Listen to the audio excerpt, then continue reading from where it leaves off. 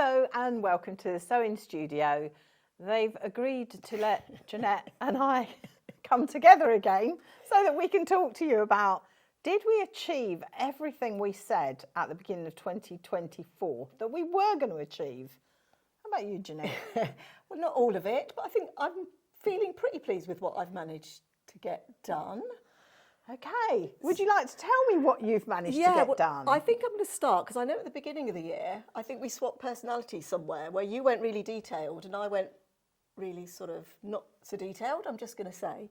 But I thought I would actually make myself a book out of my scraps. So this is one of my 12 scrap projects I wanted to do. And I did actually write down my goals. Do you want to put it there under the close-up? Oh, yes, so yes. It was a combination of... Oh, I'm liking this. A bit of slow stitching. Yeah.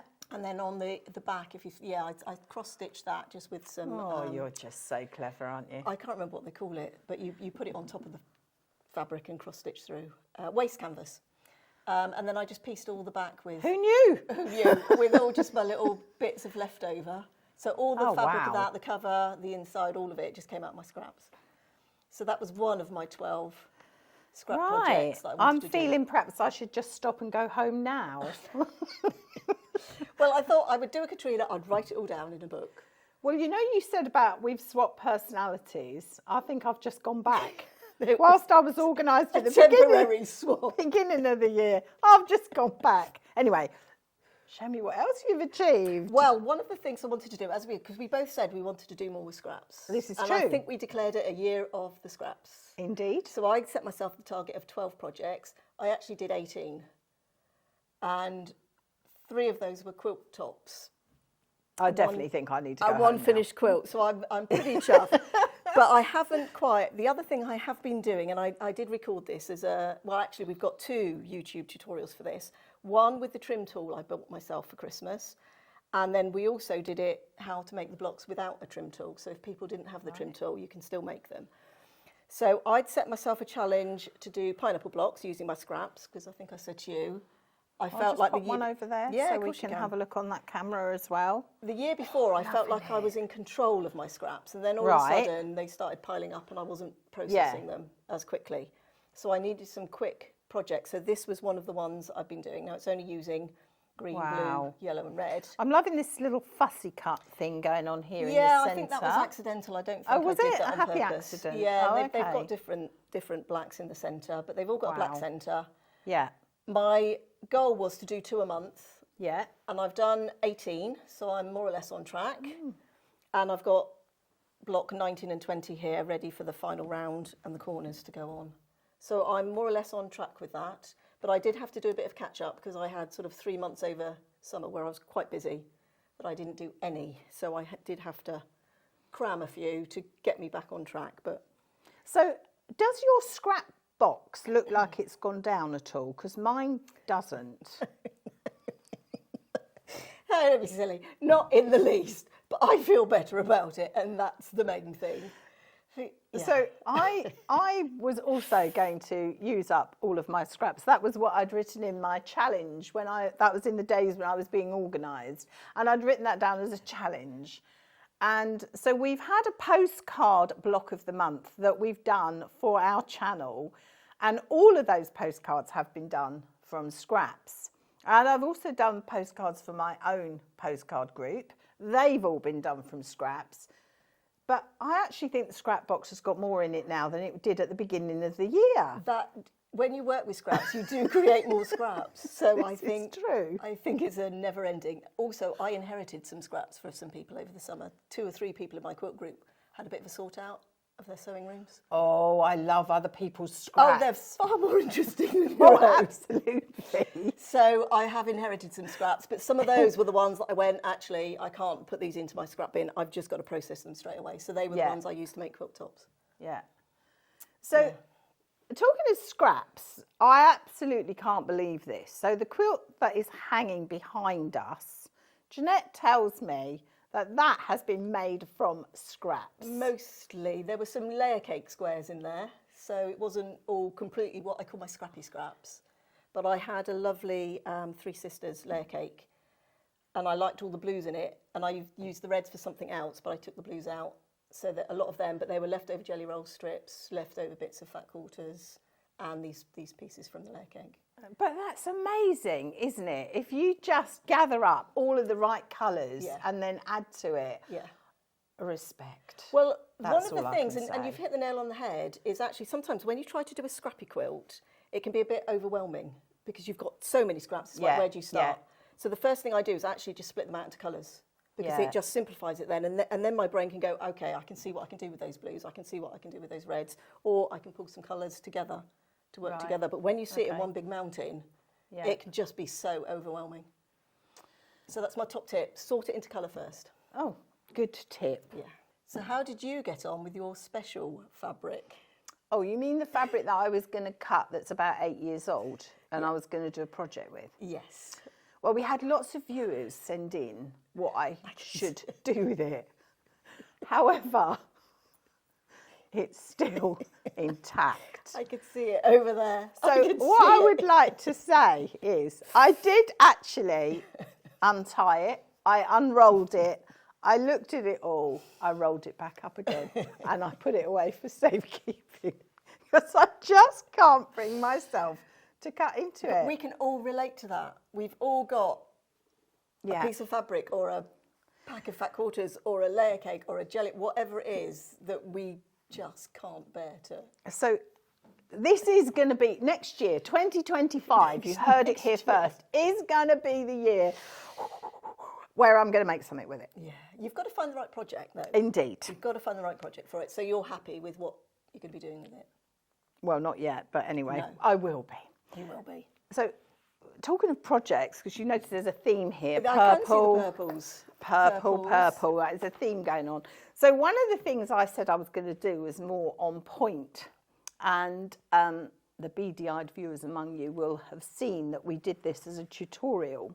So it was Pam and Nikki Lintot's square deal from their Fat Quarter book, and I did it on point, as it tells you to do, and loved it so much, I've started it all over again in a real Difference in the colourway. in your eye colour. Yeah, lovely. Don't show the edges too much because it needs trimming. Oh yeah, but that's okay. it's But look at that. That's a bit That's fabulous. yeah. But I've really enjoyed doing it, and it's great because I've done it on point. And I've got a little top tip for you here, because what I did was I did these two blocks side by side. I ended up with two greens next to each other, right in the centre of the quilt. Oh, no. And it just had to come out. I couldn't bear it. So my top tip is when you're going to unpick your middle block, bit of spray starch around the edge to stabilise it, whip it out, get it back in. Yeah. So anyway, this is for batting up. So this will be coming to my quilt group this week. It's also the other point about, you know, because sometimes people say to me, oh, look, I've done that there. What would you do? And it's just like, actually, it doesn't really matter what I would do. Sorry, hit my mic. It's what you would do. Can you live with that? If you can't, do it now before you go any further. But if you can live with it, no, I couldn't live with it. It had to come out. So other achievements this year, I just want to point out behind us. Our achievement, or the sewing studio as a whole, the whole team, was to hit 100,000 subscribers. So we did that. So well done us. So if you like what you see, don't forget to like and subscribe, because our goal now is to get to the next 100. So we want 200 to 1,000. But also thank you to everybody viewing, because absolutely we would just be here talking to ourselves otherwise, which I would be quite happy to do. Or doing a bit of sewing. But it's also the support of everybody out there that views and watches and comments. Absolutely, yes. You know, the love, we feel the love, all the comments. We do. We get some fantastic viewers and subscribers that follow us and comment. So thank you to all of you as well, because it's a real team effort. It is. Internally, externally, to everybody. It is, definitely. But a big milestone, yeah, definitely. Huge. I know. You were very excited about that, weren't you? Well, I was. So was I. But you more so, because you were here right from the start. I've just sort of surfed in towards the tail end. But everybody's played their part, absolutely. So yes. But I was very, very excited. Probably possibly not as excited as my grandchildren, however. They it's a saw big it's a thing. massive thing. It's a yeah. big thing. Yeah. My nephew saw it and he went, "Oh, that's an achievement." And it's just like, I just happened to come across the clip. But like I say, I don't know, we take it for granted because we're working in that world. But yeah, it is. Good stuff. Just bringing us back to our challenges that I set. So one of mine was free motion applique, and I've ticked it because I went on a workshop to do this wall hanging, and I thought the only way I'm going to do this is to do lots of these tiny little buds. So the first one is a bit wibbly, but with free motion, as you know, it's just practice, isn't it? It is practice. Well, by the time I'd finished this, I'd got so much practice. So the first one's a bit wibbly, but the last one's near on perfect. But I think also with the free motion embroidery style, it's supposed to look more organic. It's not supposed to be really neat and precise. So actually, if you have got a little bit of a wiggly line, Put my finger over that one. That just put a button on it. That just adds to the character. So, and like you say, you use something like this to practice on. But it's really good because once you get that muscle memory. Yeah. So I think I can safely tick the box. Thank you. Yeah, like that. My other thing I wanted to achieve, and I'm really pleased with, again, I went on a workshop to do this, is to start to learn embroidery. And I'm quite happy with that. I'm really happy with this conker as my first attempt. Yeah, that's lovely. I mean, it's a bit sort of stretched in places, but sorry, we've just removed it to the camera so I can see it. No, that's fine. We'll put it back. I like the way you've got the colour in behind before you've stitched as well. Well, this is what the lady who took the workshop did. So she did that, and then we drew the design. But yeah. I mean, you don't see huge amounts of it, but there is just enough there to give a little bit of interest. Because I bought myself some of the, and I can't remember what they are, but they're the watercolour pencils you use on fabric. Inktense, yes. And they're still in the tin, unopened, because I keep thinking one day it's time. Can't do it all. So I've done a couple of challenges. So yeah, because you had a whole list of challenges. So I'm going to ask you a very rude question. How many of the challenges did you achieve? What sort of percentage? Not a very big percentage. You're asking me to do maths now, aren't you? Well, so let's say I did 2 out of my whole list. Okay. But that's 2 out of 12. What's that? I don't know. What's that for the mathematician? Yeah. I'm a sewer, not a mathematician. Yeah, I don't know, about 15%. I don't know. But anyway. That's 2 that you wouldn't have done otherwise. I'm just going to carry it forward for next year. Yeah. I think that's a good plan because I've decided if I didn't get something done, and I didn't get all of mine done, I did 4 out of my 5 goals. And I thought, well, that's 4 I wouldn't have done if I didn't have any goals at all. No, I'm really impressed with that. I'm really impressed. I've kind of even though I'd put it all in my book, being uber organised, I then went off on a tangent, didn't I? Because I've now got into something else. I've got into this Indian block printing. That's the other thing. Squirrel. That wasn't on the list. Yeah. We're creative. That happens. We see something else. So what did you enjoy doing the most? Because I sort of ask myself some questions when I get to like the end of the year. What did I learn?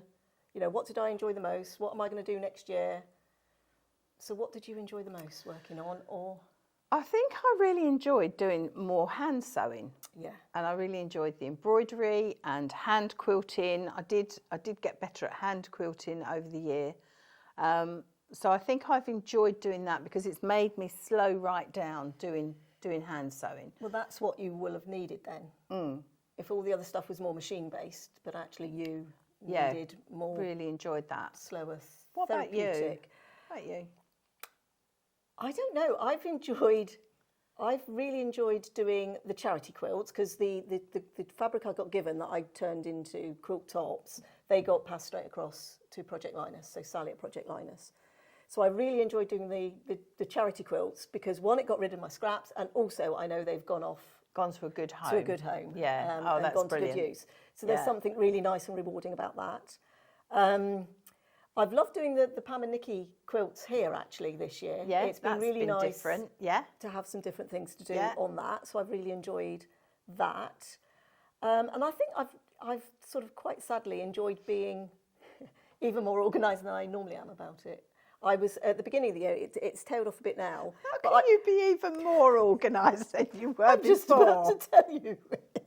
I actually had a whiteboard up, and each month I would put 3 goals, and some of them were contributing towards that. Oh, no.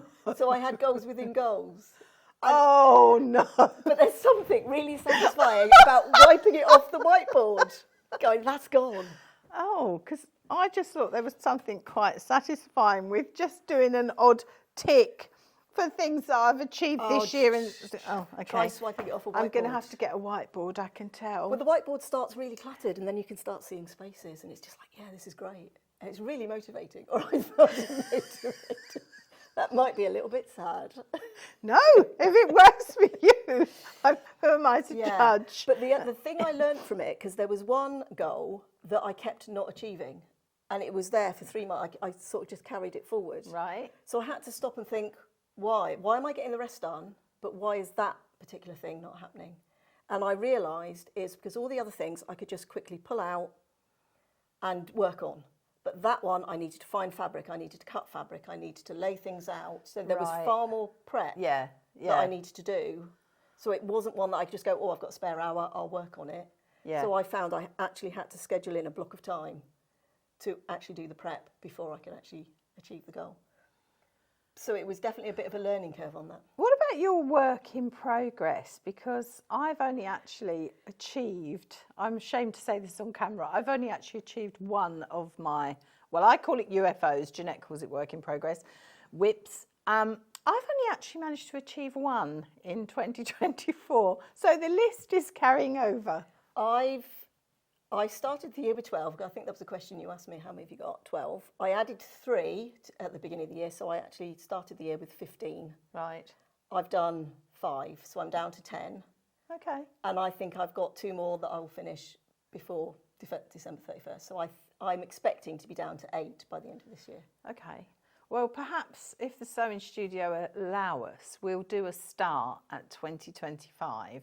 We'll show you how many things we're carrying over and how many things we've actually achieved before the end of the year. And I'm probably going to say right here, right now, that Jeanette will have achieved more than me. It doesn't matter. It doesn't matter. There is no fail. So we both hope that you've had a very productive year and that you've perhaps ticked off some of the things that you wanted to achieve this year. Do let us know if there's anything. I know we've got some exciting stuff coming up here, but if there's anything that you want us to do, cover a technique, a quilt, whatever it is, please do let us know in the comments. And as always, if there's something that you've made that you'd like to share with us, I mean, I know I love to see what. Oh, absolutely. I love seeing the makes. Yeah. So do send in your photos, share with us here through any of our social media platforms. I say it's always a joy to see what you're doing with some of the things we do here. Hope, as I said, you've had a great year, and we're looking forward to working on more fun stuff. And Katrina will achieve some stuff. She does. She does better than she thinks she does. And zips. Yes, we did say we were going to do more zips. We did say we were going to do more zips. Yeah. So we'll have to maybe we'll do a tutorial again. Yes. A double trouble tutorial. Yes, I can teach you a different zip. Oh my goodness. Well, the same but different. Zip's a zip. Zip's a zip. Oh. So lots to look forward to in 2025. So thank you once again for all your support for this year. It's been a fantastic one, and we hope you'll join us again here next time and next year in the Sewing Studio.